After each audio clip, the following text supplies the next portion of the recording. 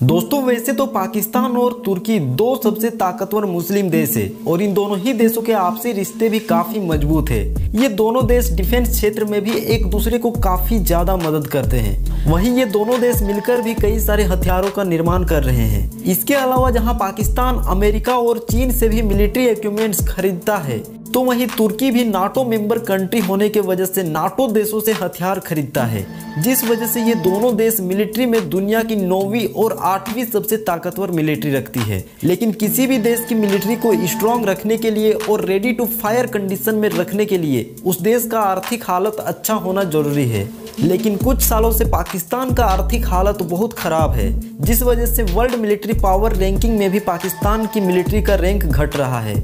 पिछले साल जहां पाकिस्तानी मिलिट्री दुनिया की 7वीं सबसे ताकतवर मिलिट्री थी, तो वहीं इस साल 9वीं सबसे ताकतवर मिलिट्री बन गई है। जबकि तुर्की मिलिट्री पिछले साल 11वीं सबसे ताकतवर मिलिट्री थी, लेकिन इस वर्ष 8वीं सबसे ताकतवर मिलिट्री पावर बन गई है। भले ही पाकिस्तान न्यूक्लियर वेपन्स रखने वाला दुनिया का एकमात्र मुस्लिम देश है, लेकिन ओवरऑल मिलिट्री पावर में तुर्की लगातार पाकिस्तान से आगे निकल रहा है। और इसी वजह से आज की इस वीडियो में हम इन दोनों देशों के बीच एक क्विक कंपैरिजन करके देखेंगे। तो चलिए देखते हैं अभी के समय दुनिया का सबसे ताकतवर मुस्लिम देश कौन है। सबसे पहले बात करें ज्योग्राफिकल साइज यानी एरिया की, तो तुर्की का टोटल एरिया 7,83,000 वर्ग किलोमीटर है, जबकि पाकिस्तान का एरिया 7,96,000 वर्ग किलोमीटर है। तुर्की की जनसंख्या 2024 में 8 करोड़ 62 लाख के करीब है, जबकि पाकिस्तान की जनसंख्या 24 करोड़ पार कर चुकी है। लेकिन नॉमिनल जीडीपी जहां तुर्की का 1.5 ट्रिलियन डॉलर है, तो वहीं पाकिस्तान का नॉमिनल जीडीपी सिर्फ 340 बिलियन डॉलर है। और नॉमिनल जीडीपी ज्यादा होने की वजह से तुर्की अपने डिफेंस पर भी ज्यादा खर्च करता है, और इसी वजह से इस वर्ष तुर्की अपने डिफेंस पर 40 बिलियन डॉलर खर्च करेगा। वहीं पाकिस्तान केवल 10 बिलियन डॉलर के करीब अपने डिफेंस पर खर्च करेगा। वर्ल्ड मिलिट्री पावर रैंकिंग में तुर्की मिलिट्री 8वीं सबसे ताकतवर मिलिट्री है, वहीं पाकिस्तानी मिलिट्री 9वीं सबसे ताकतवर मिलिट्री है। बेसिक फैक्ट्स के बाद अगर जमीनी ताकत देखें तो इसमें टोटल एक्टिव मिलिट्री पर्सनल तुर्की के पास 3,55,000 है, जबकि पाकिस्तान के पास एक्टिव मिलिट्री पर्सनल 6,50,000 है।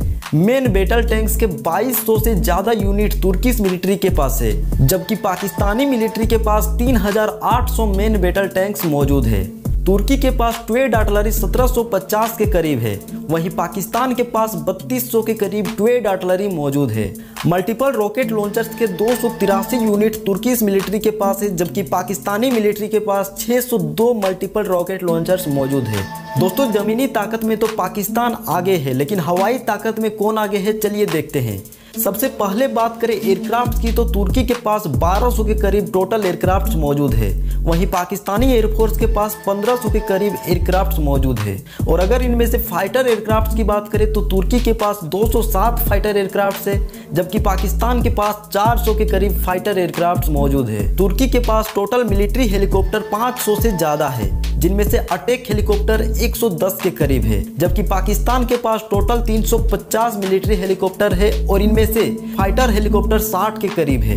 न्यूक्लियर वेपन्स तुर्की के पास फिलहाल एक भी नहीं है, लेकिन पाकिस्तान के पास 160 के करीब न्यूक्लियर वेपन्स हो सकता है। हवाई ताकत के बाद नेवल पावर देखें तो नेवल पावर में इन दोनों ही देशों के पास एक भी एयरक्राफ्ट कैरियर नहीं है, लेकिन तुर्की मिलिट्री के पास एक हेलीकॉप्टर कैरियर मौजूद है। डिस्ट्रॉयर शिप्स के एक भी यूनिट तुर्की के पास नहीं है, लेकिन पाकिस्तान के पास 2 डिस्ट्रॉयर शिप्स मौजूद है। दोस्तों समुद्र का साइलेंट किलर यानी सबमरीन की बात करें तो तुर्की के पास फिलहाल 12 सबमरीन है, जबकि पाकिस्तान के पास केवल 8 सबमरीन है। तो दोस्तों ये था पाकिस्तान और तुर्की के बीच एक क्विक कंपैरिजन। आपको ये वीडियो कैसा लगा कमेंट में जरूर बताना, और नेक्स्ट टॉपिक भी हमें कमेंट में जरूर सजेस्ट करना।